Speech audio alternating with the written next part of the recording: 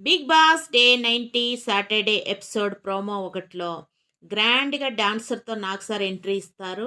This week season 8లో double elimination, but finale గెలిచి అవినాష్ ఈ నామినేషన్ నుంచి బయటికి వచ్చి ఫినాలీకి వెళ్ళిపోయారు. ఫస్ట్ ఫినాలిస్ట్ సీజన్ 8 అవినాష్ అంటారు.